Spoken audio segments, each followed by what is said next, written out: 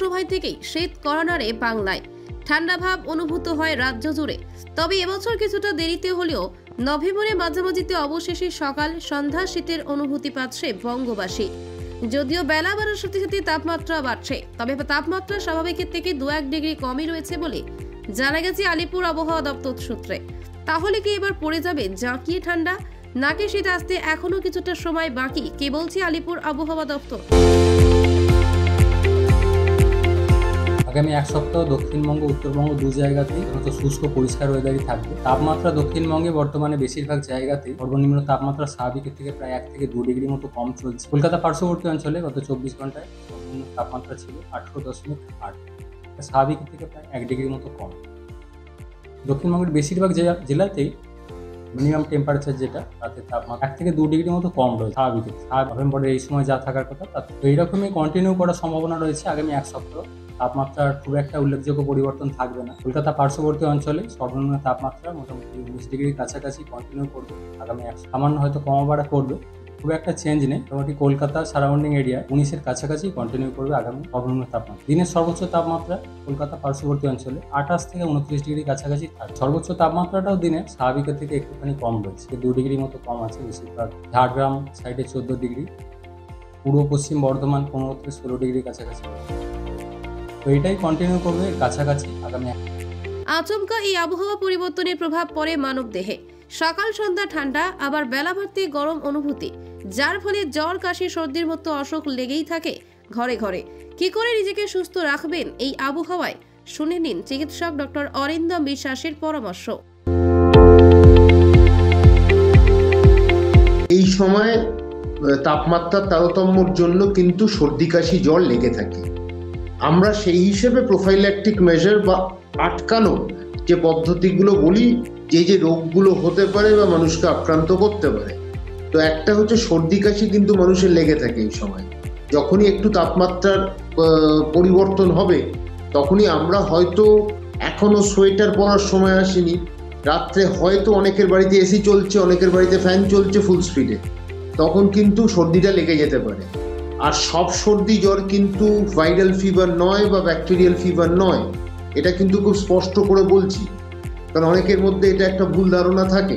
তো একটা জিনিস স্পষ্ট করে আমাদের জানতে হবে, সেটা হচ্ছে যে সর্দি কাশি আটকাতে গেলে আপনি যদি ঘামেন, ঘামটা মুছে নিন, তারপরে কিন্তু আপনি একটা তাপমাত্রার মধ্যে থাকতে পারবেন।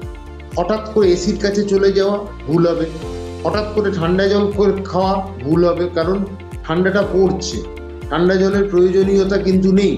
তো এই জায়গা থেকে গরম জামাটা তাড়াতাড়ি পরে নেবেন, কানটা ঢাকবেন, যদি ঠান্ডাটা লাগে কানটা ঢেকে নেবেন, কারণ কান থেকে গরমটা শরীরের বেরিয়ে যায়। এছাড়াও শীতের শিশু এবং বয়স্কদের জন্য বিশেষ সতর্কতা অবলম্বনের কথা বলেছেন তিনি।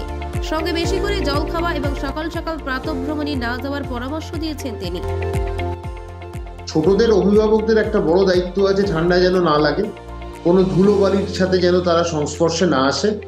আর বড়দের ক্ষেত্রে যেটা হচ্ছে কমিউনিটি অ্যাকুয়ার্ড নিউমোনিয়া, 65-র ওপর যারা প্রৌঢ় বা 60-এর ওপর, তাদের প্রতিরোধ করার ক্ষমতাটা কিন্তু কমে আসে। তখন কিন্তু যে কোনো সময় তাদের কিন্তু একটা ধাক্কা দিতে পারে, মানে জলকণা থেকে নিউমোনিয়া আসতে পারে। সুতরাং তারা মাস্ক ব্যবহার করুক, তারা কিন্তু জনসমাগমে কম যাক, কিন্তু গেলে কিন্তু মাস্ক ব্যবহার করে যাক। আর যখন কোনো সর্দি কাশি জ্বর হবে, তারা বসে না থেকে যেন চিকিৎসকের সাথে আলোচনা করেন, দেখান, চিকিৎসক ঠিক দিক নির্দেশিকা করে দেবেন। এইটা গেল এটা। ঠান্ডা জল একেবারে না, জলটা বেশি করে জলটা খেয়ে যান, কারণ জলটা যত কম খেলে শরীরে ডিহাইড্রেশন থাকে, ডিহাইড্রেশন থেকে শুষ্কতা বাড়ে, স্কিনের অনেক সমস্যা দেখা যায়। যেরকম দেখবেন ভীষণ চুলকাচ্ছে, এক্সেমা হতে পারে,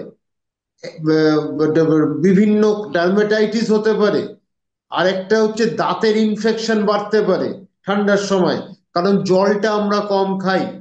আর মহিলাদের ক্ষেত্রে জলটা বলি আমরা খেতে, কারণ একটা ইউরিন ইনফেকশন বয়স্ক মহিলাদের ক্ষেত্রে হতে পারে, যাদের ডায়াবেটিস আছে তাদের বেশি হয়। তো এই জায়গায় থেকে এই বিষয়গুলো কিন্তু আপনাকে মাথায় রাখতে হবে। আর সকাল সকাল মর্নিং ওয়াকে যাবেন না, এক পলিউশন, দুই হচ্ছে ঠান্ডাটা লেগে গেলে কিন্তু বাড়িতে ঠান্ডাটা আপনি নিয়ে এলেন, একটু রোদ্দুরটা দেখা যাক তখন আপনি হাঁটুন। হাঁটাটা গুরুত্বপূর্ণ, কখন হাঁটলেন সেটা গুরুত্বপূর্ণ নয়। যদিও আবহাওয়া দপ্তরের পূর্বাভাস অনুযায়ী এখনই জোরদার ঠান্ডা পড়ছে না কলকাতার সহ পার্শ্ববর্তী এলাকায়, কিন্তু চিকিৎসকেরা জানাচ্ছেন এই ওয়েদারটাই শরীর খারাপের মোক্ষম সময়। তাই শরীরকে সুস্থ রাখার জন্য অবশ্যই সাবধানে থাকুন এবং ডাক্তারের পরামর্শ নিন। ব্যুরো রিপোর্ট, ওঙ্কার বাংলা।